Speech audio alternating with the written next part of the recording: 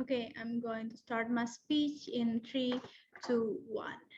This house will impoverish character. I'm Diana Pramita from Closing Government. Before I'm going to my argument, I'm want to tell you about what the opposition said before. Opposition said before how about their family. Opposition side thinking about their family and their children, and opposition side give some finish of this problem is rehabilitation for corrupted. Opposition side always said rehabilitation is can finish this problem. Okay, let me tell you about rehabilitation from my side. The problem of criminal acts of corruption is actually not only related to effort to eradicate and overcome them, but also relates to other efforts such as rehabilitation and demands for compensations if the suspect or defendant is proven not guilty or committing a criminal act of corruption. One more time, I said rehabilitation.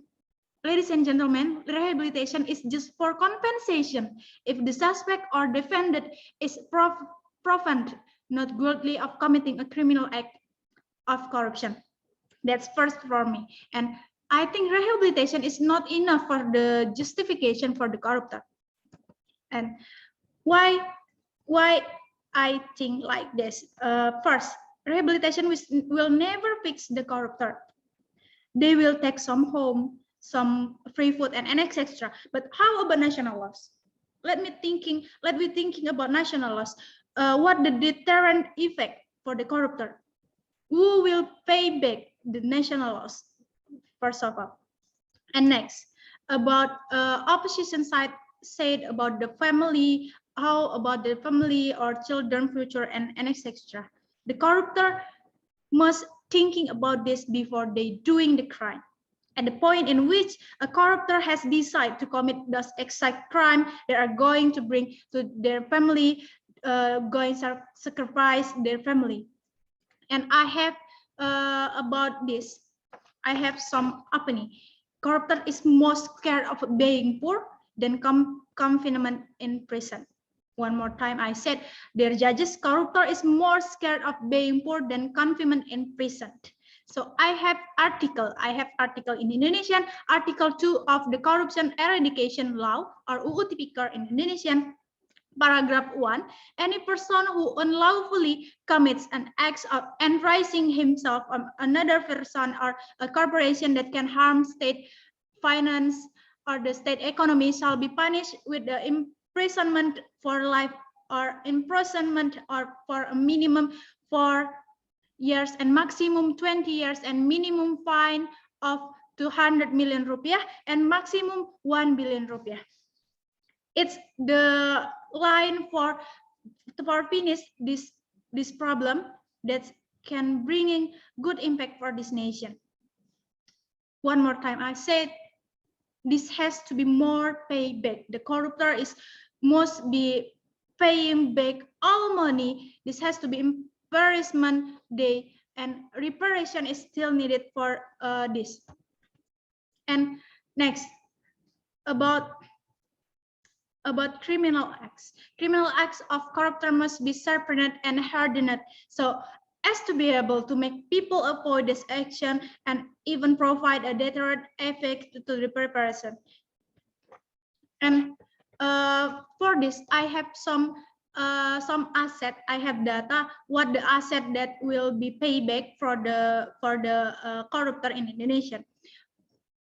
Confiscation on an object can be carried out if the object meets the provisions and stipulated in Article 39 in the Criminal Code or KUHP in Indonesian, namely first, wholly or partly suspected to have been obtained from a criminal act or as a result of criminal act, which has been used directly to commit a crime or to prepare it, and which is used to hinder the investigation and criminal acts, and next, which is especially made or intended to commit a criminal act, and lastly, which has a direct relationship with the crime committed. That's what the asset will be take back from the corruptor if they doing a crime like corruptor and etc. So in Indonesia, we know that social sanction is the best sanction for other crime in Indonesia. Example for corruptor and annex extra. And the social sanction I give you for all of the world is they cannot be a government after that. The corruptor cannot being a government and cannot being a government in their country, especially in Indonesia. And I have some good impact for this problem. Good impact from impoverish the corruptor. First, impoverishing corruptors by implementing a reversal of the burden of proof in which the defendant must be able to prove the origin and his wealth can be applied to the fullest. Second, the strengthen the reporting function of the state official wealth report or LHKPN in Indonesian, so that it does not tend to be a formality and without sanctions on officials who lie about their wealth. Thirdly, it makes it easier to prove when compared the money laundering law, the gratification article, and even reverse proof in the Corruption Eradication Act. And fourth, attack directly on the motivation to do corruption, accumulation of wealth, and lastly, distributed the confiscated wealth to the state for broader justice, such as for education, health, or other basic service sector. So about all the solution from opposition side, I disagree with all the solution from opposition side that said the rehabilitation is enough for justification for the corruptor. I disagree with this, because I wanna tell you about one more time. I wanna tell you about my my argument before.